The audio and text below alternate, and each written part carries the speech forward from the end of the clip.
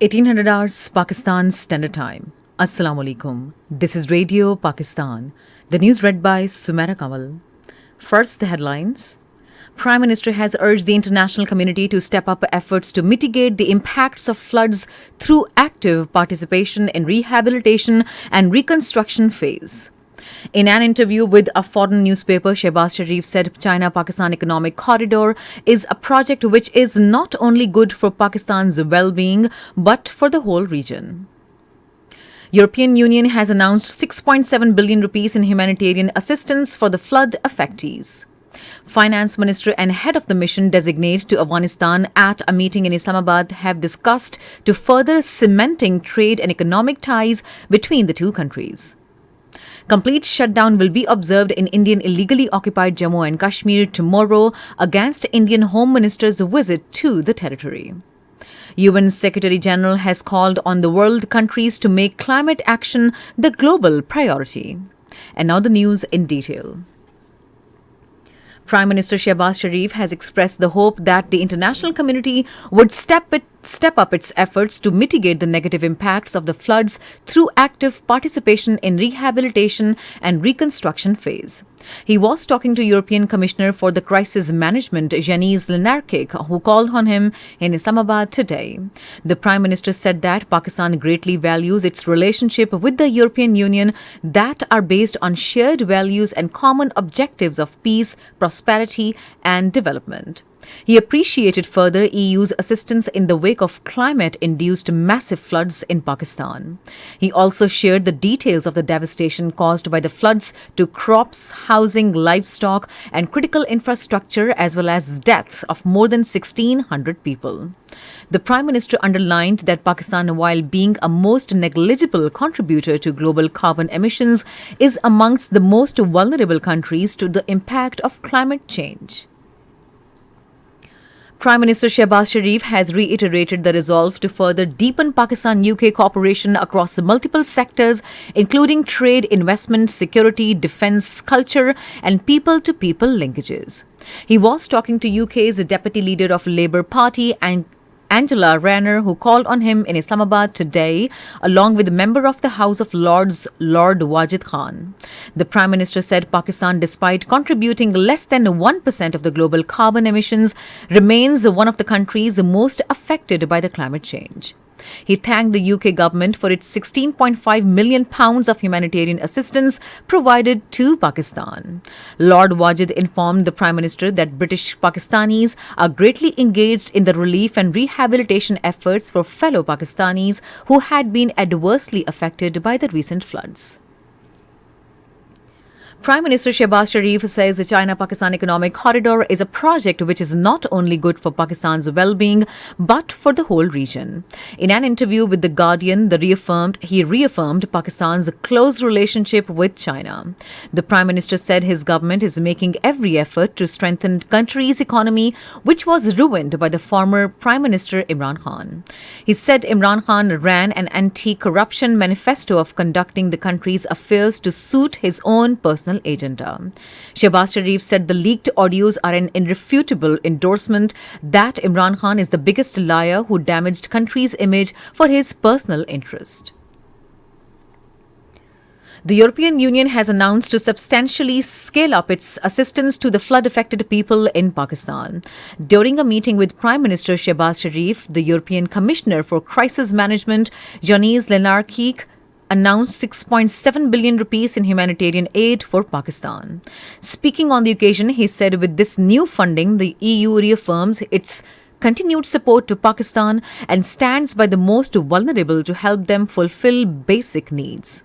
The Commissioner is visiting Pakistan this week to get a first-hand impression of the impact of the catastrophic floods and ongoing relief efforts. This new funding aims to address the most urgent needs such as basic shelters, clean drinking water and sanitation, food and nutrition, as well as medical services. Head of Mission Designate to Afghanistan, Rahman Nizamni, called on Finance Minister Senator Mohammad Ishaq Dar today. According to Finance Ministry, Ishaq Dar emphasized on leveraging the advantage of proximity and further cementing trade and economic ties with the brotherly country, Afghanistan. Qatar is keen to invest in various sectors of Pakistan, especially in energy, trade, and businesses, for further strengthening the bilateral economic ties between both the countries. This was stated by Qatari ambassador to Pakistan Sheikh Saud bin Abdul Rahman bin Faisal Al Thani during his meeting with Finance Minister Ishaq Dar in Islamabad today. Welcoming the investment proposals, the Finance Minister assured the ambassador of his allowed support and cooperation. The Finance Minister, highlighting the long-standing mutual relations between both the brotherly countries, shared that present government is pursuing various reforms for providing greater facilitation to investors and businesses in Pakistan. This is Radio Pakistan. President Dr. Arif Alvi has expressed the confidence that the partnership between Pakistan and China will continue to flourish in every sector for the mutual benefit. Addressing a roundtable conference on CPAC and Pakistan Paradise for Investment in Islamabad today, he said both the countries enjoy good partnership in the field of information technology. He said relationship between the two countries is very deep and it has been further cemented by the people's friendship. The President said the CPAC is a comprehensive and substantive framework of cooperation between the two countries. The United Nations has launched a fresh appeal of over $800 million for Pakistan on the basis of updated on-ground need assessment of the flood situation in the country. Ceremonies to this effect were simultaneously held in Islamabad and Geneva.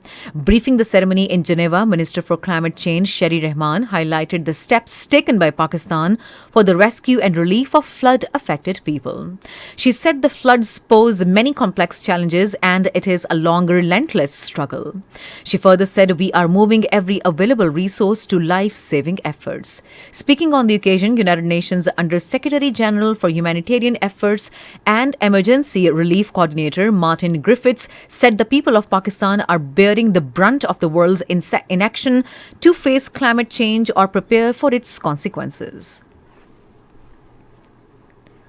Minister of State for Foreign Affairs Hina Rabbani Khar has underlined the need for comprehensive plans to equip the people in Pakistan to help them cope with future impacts of climate change.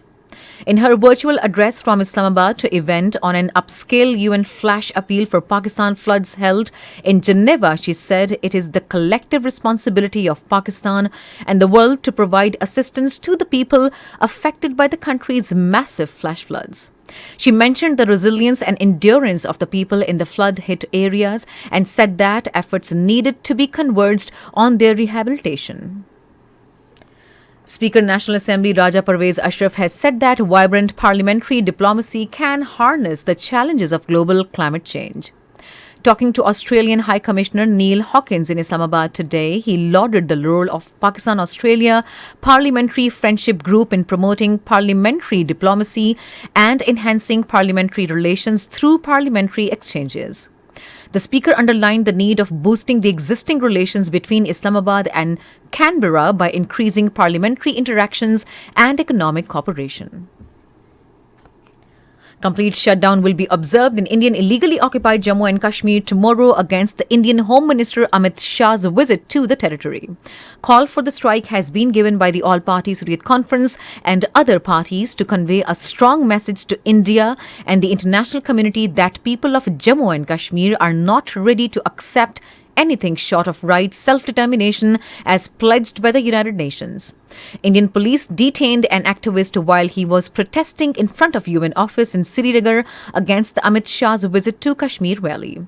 On the other hand, the chief of the prison service in India-occupied Kashmir has been murdered. Meanwhile, the occupied territory is undergoing widespread cordon and search operations coupled with increased restrictions and heavy deployment of Indian Army, Police and Central Reserve Police Force at every nook and corner of the territory on the Indian Home Minister Amit Shah's visit. UN Secretary General Antonio Guterres has called on all countries to make climate action the global priority. The UN chief told journalists at the UN headquarters in New York that all countries led by G20 can demonstrate that climate action is truly top global priority. And finally, the weather. Mainly dry weather is likely to prevail over most parts of the country, while hot in central and southern parts during the next 12 hours. However, rain with wind thunderstorm is expected at isolated places in Upper Khyber Pakhtunkhwa. And that is the end of the news. For more news and analyses, log on to our website radio.gov.pk and also watch live streaming of our bulletins on the link facebook.com/radio Pakistan News Official.